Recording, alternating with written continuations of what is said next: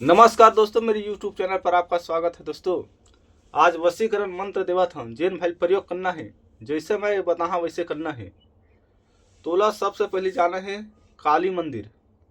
काली मंदिर में तोला लेना है 2 ठा नींबू, 5 अगरबत्ती और 2 प्रकार मतलब 2 ठा लड्डू लेना है मोतीचूर के, और 1 ठा पत्ती मतलब ब्लेट लेना है।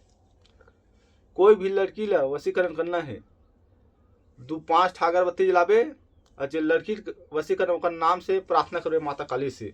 प्रार्थना करे के बाद ये हाथ ला काट के थोड़ा सा खून हेरबे और माँ के ओकर चरण के पैर में लगावे टीका लगा के माथा में ऐसे लगा दे।